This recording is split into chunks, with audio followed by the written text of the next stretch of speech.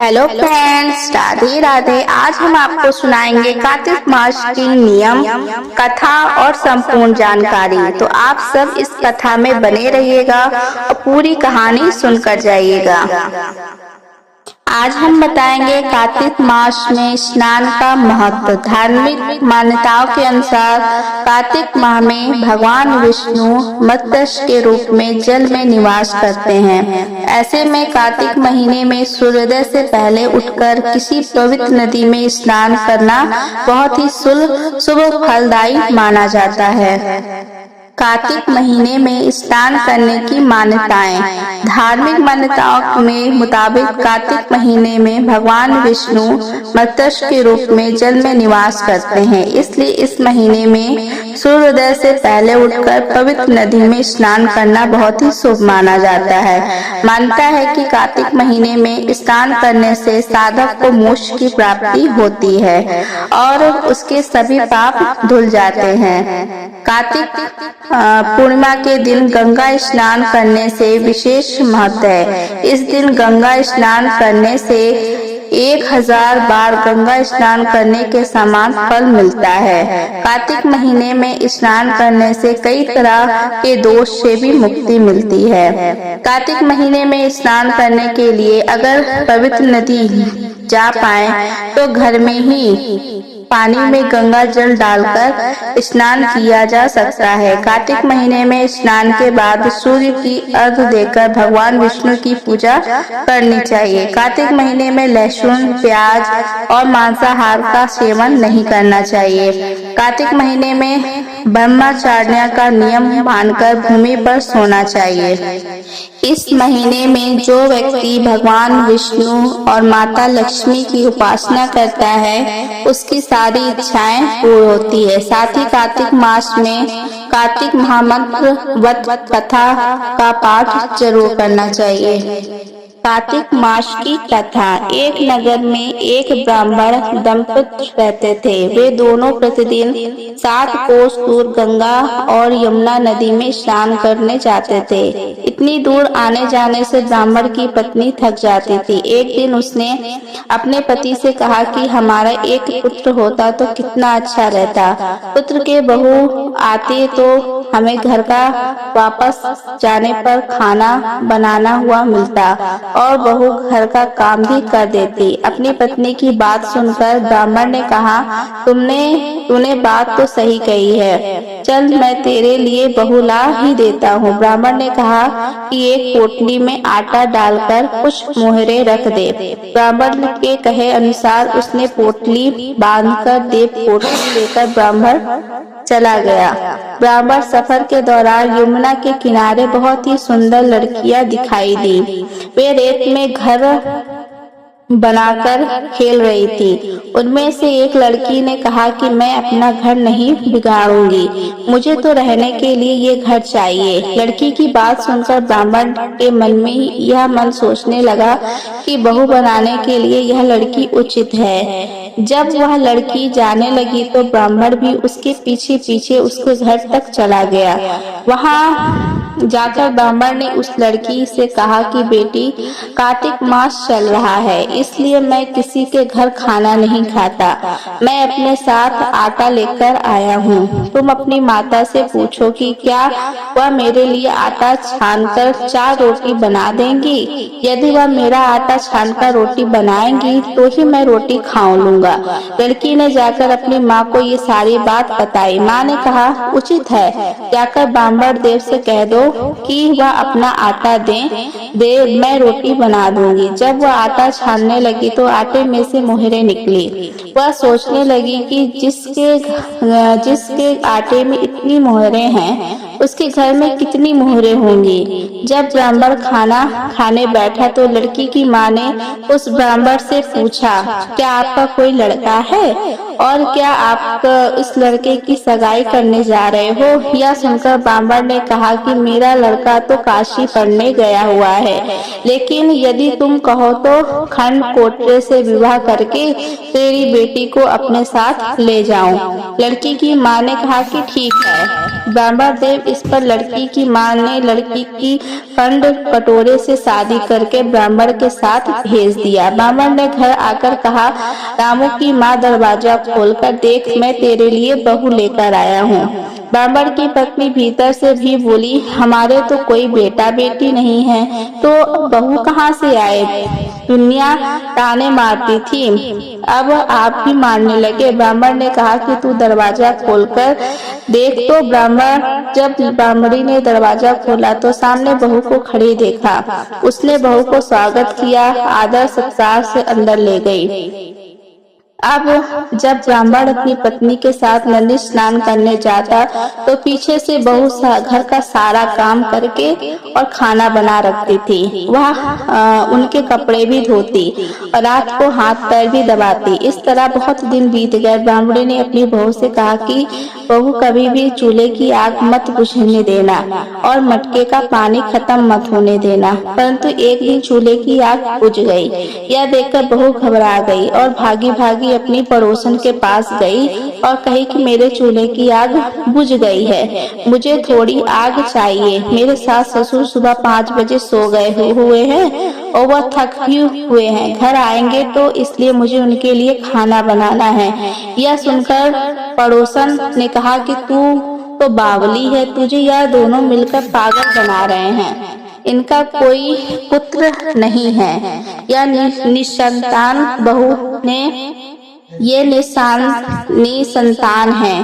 बहू ने कहा, नहीं ऐसा मत बोलो, इनका बेटा तो बनारस काशी में पढ़ने गया हुआ है। इस पर पड़ोसन ने कहा कि या तुझे झूठ बोलकर लाए हैं, मेरी बात सच मानकर इनकी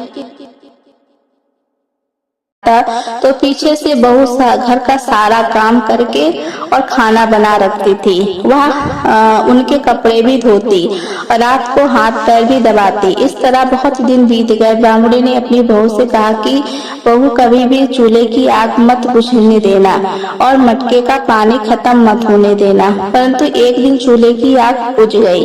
यह देखकर बहू घबरा गई और भागी भागी अपनी पड़ोसन के पास गई और कही कि मेरे चूल्हे की आग बुझ गई है, मुझे थोड़ी आग चाहिए। मेरे सास ससुर सुबह 5 बजे सो गए हुए हैं और वह थक हुए हैं, घर आएंगे तो इसलिए मुझे उनके लिए खाना बनाना है। यह सुनकर पड़ोसन ने कहा कि तू तो बावली है, तुझे यह दोनों मिलकर पागल बना रहे हैं। इनका कोई पुत्र नहीं है, यह निसंतान बहू ने ये निसंतान है। बहू ने कहा, नहीं ऐसा मत बोलो, इनका बेटा तो बनारस काशी में पढ़ने गया हुआ है। इस पर पड़ोसन ने कहा कि या तुझे झूठ बोलकर लाए हैं, मेरी बात सच मानकर इनकी कोई बेटा नहीं है।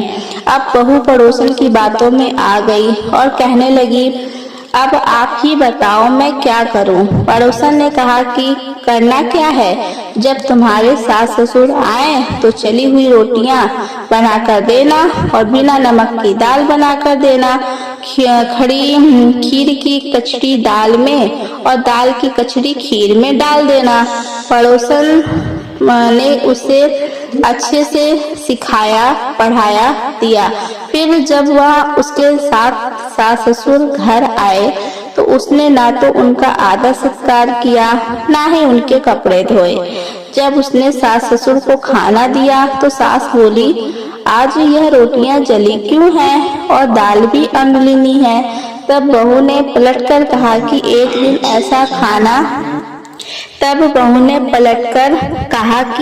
दिन ऐसा खाना खा लोगे तो कुछ बिगड़ नहीं जाएगा तुम्हारा।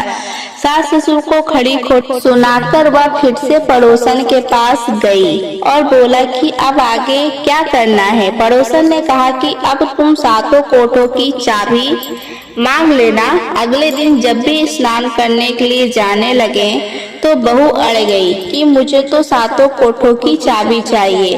तब ससुर ने कहा कि इसे चाबी दे दो। तब सास ने बहू को चाबी दे दी।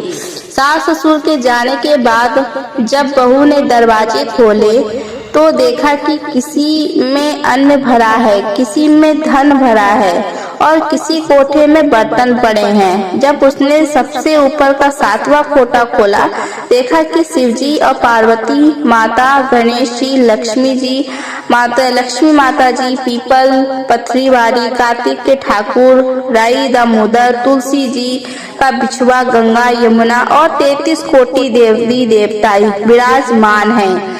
वहीं पर एक लड़का चंदन की चौकी पर बैठा माला जप रहा है।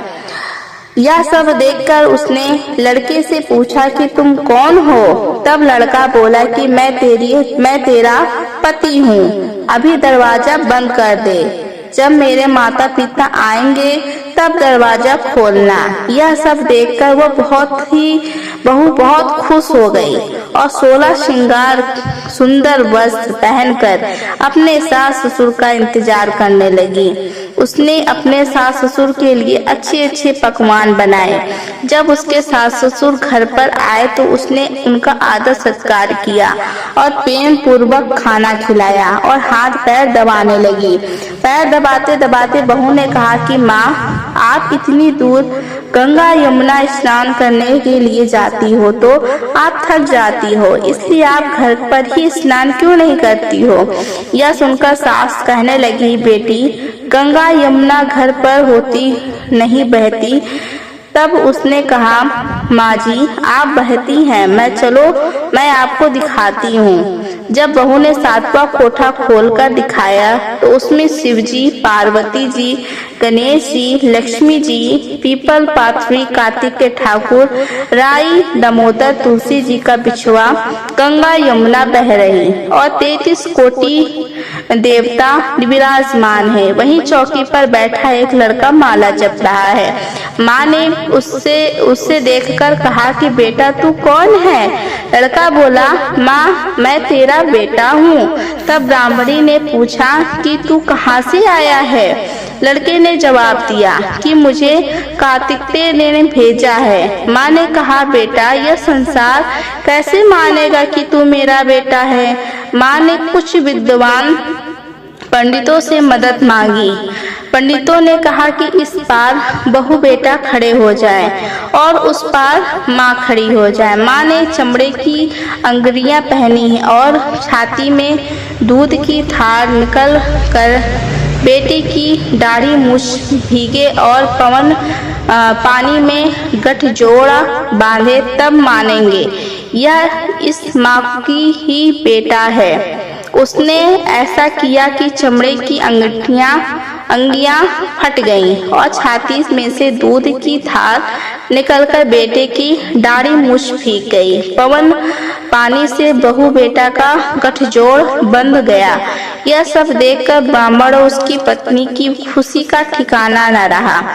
तो यह भी कार्तिक मास की कथा है। यह कार्तिक के ठाकुर जैसे ब्राह्मण और ब्राह्मणी को बहू बेटा दिया, वैसे सबको कार्तिक मास की कथा कहने, सुनने और हंकड़ा भरने वाले सब पर कृपा करते हैं। आज हमने आपको सुनाई कार्तिक मास की कहानी, कथा और इसका महत्व, स्नान क्यों किया जाता है, इसमें क्या क्या चीजें करनी चाहिए और क्या चीजें नहीं करनी चाहिए। तो आप सबको अगर यह कथा अच्छी लगी होगी तो वीडियो को लाइक, शेयर एंड सब्सक्राइब जरूर करिएगा। राधे राधे।